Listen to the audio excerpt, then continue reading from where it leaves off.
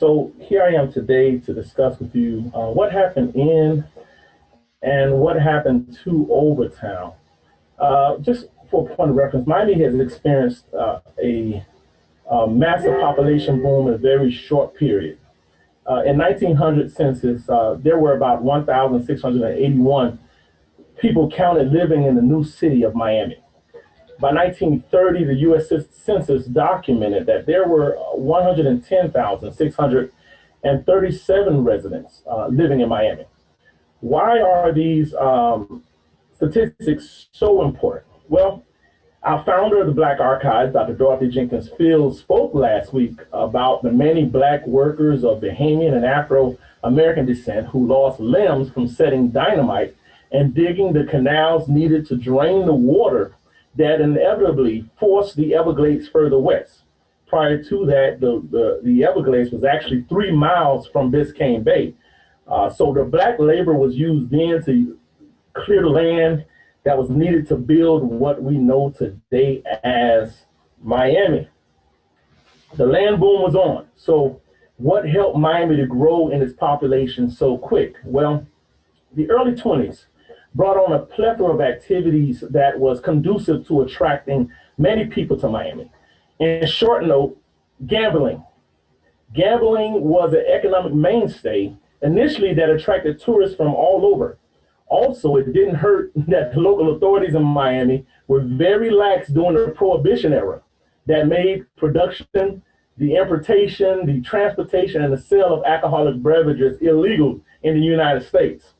Thousands of people, Black and white, began migrating from the North and the Bahamas to partake in this new big and booming city, looking for work, leisure play, and entertainment. Now, by the 1950s, the population of Miami boosted to roughly 250,000 people, and the rise of a segregated city.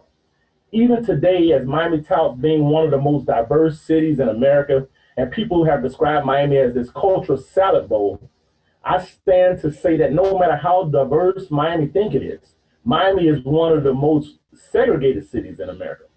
Even though it has been 124 years since Flagler fixed the Negro problem around the Royal Palm Hotel by mandating that Blacks were to live west of the Florida East Coast train tracks, we still found ourselves bounded by ethnic boroughs and color lines throughout this city today. Nevertheless, Overtown today, known as Colored Town yesterday, thrived immensely. Despite Jim Crow laws and the segregated South, Black wealth and education in Colored Town was real. As Miami population boomed, it boomed across all color lines. Colored Town took on a life of its own. By 1904, Black businesses, entertainment clubs, social clubs, health centers, and churches were lauded as the place to see, be, and be seen. Black residents did not let Jim Crow boundaries define or limit their new and thriving Black community. Colored Town prospered because when given lemons, they knew how to make the sweetest lemonade. From Black millionaire Dana Albert Dorsey purchasing what we know today as Fisher Island in 1918, William Sampson and Osborne Jenkins foray into the soft drink industry by creating and manufacturing Cola Nip and Peach Whipple right in Colored Town, to Dr. Samuel H. Johnson, going to Meharry Medical School to study radiology.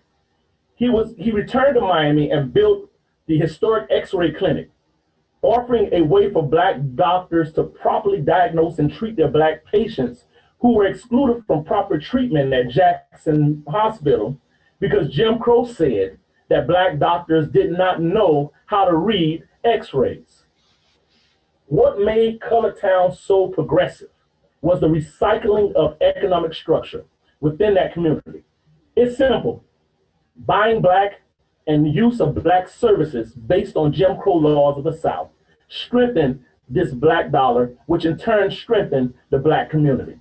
This success enabled the community to then build on its self-advancement. So when Black leaders established the notion that there were inadequacies of policing in their community by an all-white police force, I can hear Dr. Fields now saying there's nothing new under the sun, They were ahead of their time in 1944 when they swore in the first 5 black policemen. Also, Overtown, unlike most people think, was no Chitlin circuit. If Overtown was the car, then the music and the entertainment was the gas to keep it going. Everybody wanted to be here. This was the Harlem of the South, black, white, or indifferent. Now, because of the Black Archives, we have the ability to cite primary source information. Please allow me to read the words of Stanley Sweeting from the Crisis newspaper that was founded in 1910, an article that was published in March of 1942 titled Nightlife in Miami. And Stanley wrote, adjectives are unavailable to rightly describe the nightlife of Sapiens. Here in this thickly populated Second Avenue, the main stem of bronze Miami, a cosmopolitan thoroughfare, which when at its peak in glamour and makeup can best be judged by that strip, which is bounded on the north by 11th Terrace and on the south by 5th Street. Second Avenue's tireless news chroniclers have likened the boulevard to a vast variety of things. The broad vision ones think of it as inconceivable wonderland where pompous and lovely adventurers happen all the time. The cynical ones talk about the broken hearts and the romances that pester Second Avenue's extending arteries and the artificial makeshift of its huge incandescent. The more realistic view is as a long strip of thoroughfare where panhandlers and the upper crust rub elbows as they work and play and make love just as they do on any main stem. Miami's Color Town had a different economic setup and a social status that evolved together. You had the poor, you had the middle class, you had the rich, and you had the entertainers that were all in one wonderful, entertaining place. Now, Stanley further wrote that during Miami's world-famous winter season, when business and adventure are at their highest peak, it is heartening to push yourself through the glutted traffic lanes of Washington Heights, which it was called, heartening the ankle into theaters and find every seat sold with hundreds of spectators standing in the aisles and the doorways. The deli screech of the Florida East Coast and Seabird streamliners, massive steel churning out, Florida, Florida, is one indication that the tourist is definitely on. And whenever the tourist season is on in Miami, then it is our ebony-hued lads and lassies shout merrily, happy days are here again. Out here in Sepiaville, money will then flow freely, for jobs of every description will be available. Now, Black entrepreneurship pushed the boundaries of what Overtown was and what it became up until the 1960s. People of color, they built or operated hotels like the Lord Cabot, later to become the Sir John, the Mary Elizabeth, and its famous Zebra and Flamingo Room, created by Paul Silverthorne, of course, designed by Paul Silverthorne, the Carver Hotel with its rooftop dining and dancing and more. Numerous clubs and restaurants, the Night Beat, the Rockland Palace, the Dreamland Dance Hall, and of course, the Harlem Square Club, where Sam Cooke recorded a live album. Overtown was not short of theaters, from the Modern Theater and its Bobby Marshall's Amateur Night Showcases, the Ritz Theater, the Capitol Theater, the Harlem Theater, and of course, the Lyric Theater built by Jeter Walker in 1913. Now, referring back to Sweeting's article, he wrote, and I quote, "The standing room only signs on 2nd Avenue are still another indication that money is flowing freely. And right now, the standing room only places are hanging on most of the theaters, restaurants, and nightclub doorknobs." They would be saying in Overtown in the wintertime that it's always June in Miami. Even when there were moments of cold, blasty winds whistling up and down the Miami blocks, Stanley stated that you could still see handsomely groomed men and gorgeously gowned women trek the lonely pavements or jolt unevenly through the rugged boulevards converging onto Northwest 2nd Avenue. I would be amiss if I did not mention the entertainment guru, Mr. Clyde Killens, who came along and single-handedly monopolized the club scene in Overtown, noted as Mr. Glass and known as Mr. Entertainment. And even though there is more talk about and how it relates to what happened in Overtown, I do have to unwrap what happened to Overtown, which sets the stage for Dr. Marvin Dunn's discussion next week on lessons learned. Like many American cities where historically black success reached a pinnacle, each city could speak to the destruction by the hands that were not their own. From the Greenwood neighborhood in Black Wall Street, which is Tulsa, Oklahoma, to Rosewood here in Florida, the destruction in those cities were brute and with force. Overtown's demise started early and it was systematically destroyed. The lens of the camera and television was slowly dethroning the savage ways of Jim Crow, which was brute force and fear. Therefore, Jim Crow passed the mantle to his nephew, James C. Esquire. The systematic tearing down of Overtown was planned and scripted in back rooms under the guise of urban development, especially when we discussed Dade Planning Board's resettlement plan in 1937. This is where George Merrick, the founder of City of Coral Gables, proposed the complete removal and relocation of all black residents to outside Miami city limits.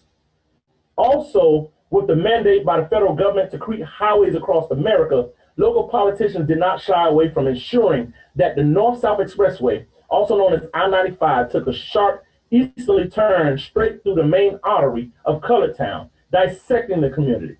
This ultimately separated families, family land, destroyed single-family houses, businesses, churches, clubs, etc. Many financially able people of color either moved their families from harm's way, or other families who refused to give up their property were physically moved at a cost lower than market value. At times, some families refusing to leave would come home from church to find a home burned to the ground. Another strike to the thriving community economy was immigration. With the passing of the Civil Rights Act, where it became illegal to discriminate or refuse service to anyone based on their color, race, or creed, it led to the loss of businesses for restaurants, hotels, and clubs in the area. Home ownership became non-existent. After I-95, there was a move to build more apartments than homes in Colored Town. Thus the term the concrete jungle, that's a shout out to Dr. Nathan Conley, the term concrete jungle became synonymous with the Overtown community. Now, absentee property owners or slumlords reigned in the area, causing further displacement of its local residents, knowing that the land was extremely valuable, even in today's market. Introduction of drugs into an already crippled neighborhood helped to destroy it. Bad policing, which caused the McDuffie riots and later the Neville Johnson riots, helped to destroy it. Slum and blight became the major thing in Overtown rather than goodness and glory. Bad media, the first 48 constant filming in Overtown created this negative stereotype that was heard all across the country. Then later, demolition by neglect began to erase the prominent stature of this once vibrant community. And understand this, that once all history is lost in the area, it opens the floodgate to do and build whatever you want if no one's watching. This seemed to be the plan all along based on George Merrick's 1937 plan to relocate all people of color outside of city limits. So I invite you to stay tuned for lessons learned that will be coming by way of Dr. Marvin Dunn next week. And I would just like to leave you momentarily. It says a picture says 1,000 words. And if I can share this one picture with everyone right now of this home in Overtown, a home in Overtown where a resident was still living in a house in Overtown while they were building I-95 right over their home. Thank you so much for this opportunity. Thank you for everybody that have shared.